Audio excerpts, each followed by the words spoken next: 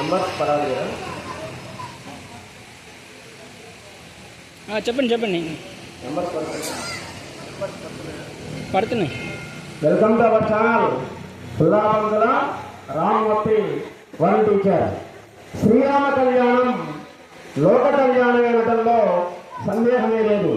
శ్రీరాఘవం దశరథాత్మక మొత్తమేయం సీతాపదం రఘుకులాన్వయ రత్నదీపం ఆజానుబాహుం అరవింద దళాయతాక్షం రామం నిశాచర వినాశకరం నమామి.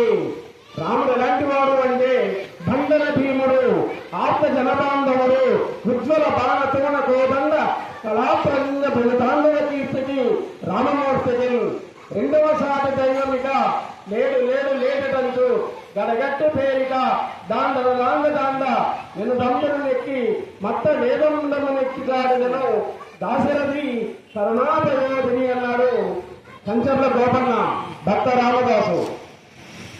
భక్త రామదాసుల వారి ఆజ్ఞానుసారం శ్రీరామ కళ్యాణాన్ని ఈ శ్రీరామనవమి రోజు అందరం కూడా 6 బయటనే జరుపుకుంటూ ఉంటాం. శ్రీరాముడు దేవుడే అనడంలో సందేహమే లేదు. కానీ ఎన్నో దైవశక్తులు ఉన్నప్పటికీ కూడా ఆయన ఎప్పుడూ కూడా నేను దేవుణ్ణి అని చెప్పలే, నేను మీ రాజుని అని చెప్పాడు. మీ అందరికీ కూడా నేను ప్రభువునే కానీ నేను దేవుణ్ణి కాదు అని వివరించాడు. దైవశక్తి ఉన్నప్పటికీ కూడా సాక్షాత్ శ్రీ మహావిష్ణువే రాముడిగా జన్మించినప్పటికీ ఆయన నేను సామాన్య మానవుడిని అని చెప్పడం వల్ల ప్రభువు అనేటువంటి వాడు ఏ విధంగా ఉండాలి అనేటువంటిది శ్రీరాముడి వల్ల తెలుస్తూ ఉంది.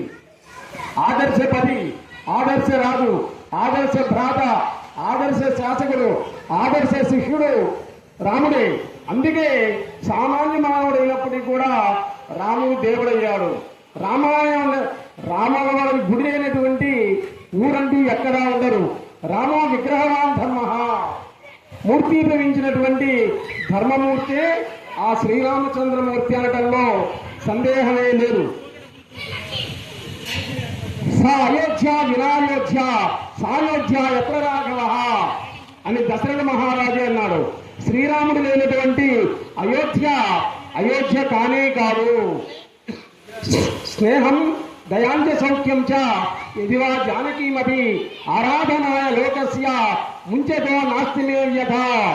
లోక కళ్యాణం కోసం అవసరమైతే దేన్నైనా కానీ పరిత్యాగం చేస్తాను అని చెప్పినటువంటి మొట్టమొదటి ప్రభు ఎవరు అంటే మన హిందూ దేశాన్ని పరిపాలించినటువంటి శ్రీరామచంద్రమూర్తి అనడంలో సందేహమే లేదు.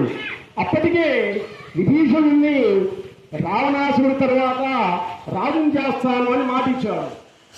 అప్పుడు అడిగాడు హనుమంతుడు, మరి విభీషణుణ్ణి లంకానగరానికి రాజుని చేస్తాన్నావు కదా, రావణాసురుడు తన తప్పు తెలుసుకొని క్షమాపణ వేడినట్లయితే అప్పుడేం చేస్తావని అడిగాడు.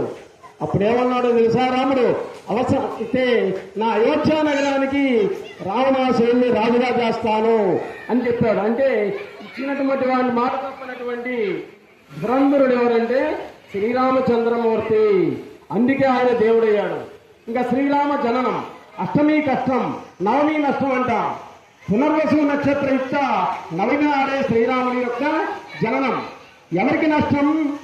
అన్యాయానికి, అక్రమాలకి, దుర్మార్గులకి, వాళ్ళకి నష్టం. శ్రీకృష్ణుడు జన్మించింది అష్టమి రోజు. అష్టమి కష్టం అంటాం. ఎవరికి కష్టాలు అంటే అన్యాయాలకి, అక్రమాలకి కష్టాలు. మంచి వాళ్ళకి రానేలావు. భూలోకంలో రాక్షసత్వం పెచ్చిమీరిపోయింది. వరగర్వంతో రాక్షసులు అల్లకల్లోలం చేస్తున్నారు. అప్పుడు శ్రీ మహావిష్ణువు శ్రీరాముడిగా సామాన్య మానవుడిగా జన్మించాలి అనుకున్నాడు. లక్ష్మీదేవి సీతామాతగా జన్మించాలి అనుకుంది. అయ్యో నిజ